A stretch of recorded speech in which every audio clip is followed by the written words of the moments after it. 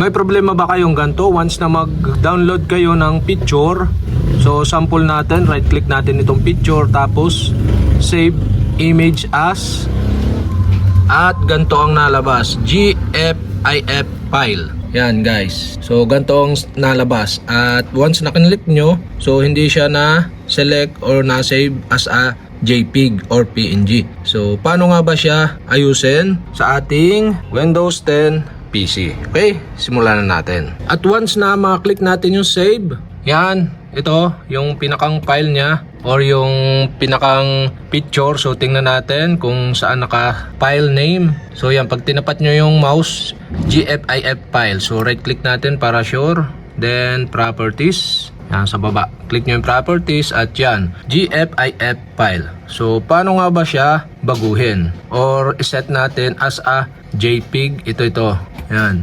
itong GFIF file. So dapat JPEG yan. So okay, paano nga ba baguhin? So sundan nyo lang ako guys, at ituturo ko sa inyo step by step. Okay guys, dito sa may search bar, dito sa may baba, so sa kaliwang babang bahagi, type nyo lang or search nyo ang registry editor. Yan, registry editor. So dito, hanapin nyo lang to, tapos right click nyo lang, run as administrator. Select nyo yan. At ganito ang lalabas. So, okay, ito yung registry editor. So, dito, click nyo lang itong Hey K Classes Root. So, click nyo yung arrow dito sa may kaliwa nito. Okay, click nyo lang, expand nyo lang. Tapos, dito naman, hanapin nyo yung, yan, itong Mimi. Yan, scroll down nyo lang, hanapin nyo itong Mimi. Yan. Tapos, expand nyo uli yung Mimi. Click nyo uli yung button. Tapos, makikita nyo is database. So, expand nyo uli yung database. Yan. Tapos, dito, expand nyo uli yung content type. Yan. Dito sa content type naman, hanapin nyo yung, hanapin nyo yung image JPEG. Yan. So, click nyo lang. Tapos, makikita nyo dito yung extension. Yan, ito. So, naka .jfif siya. So, dapat JPEG siya. So, okay, paano nga ba palitan? So, double click nyo lang to, extension, at may lalabas na pop-up. So ito, papalitan natin ng JPEG.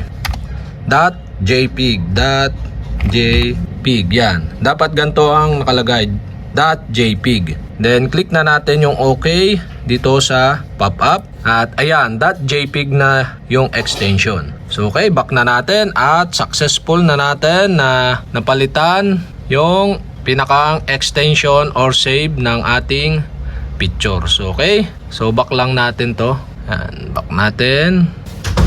So okay, back lang natin. Yan. So okay, tapos close.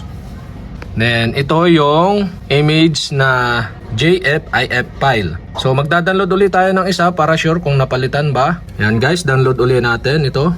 Right click, tapos save image as. At yan guys, JPEG file na siya.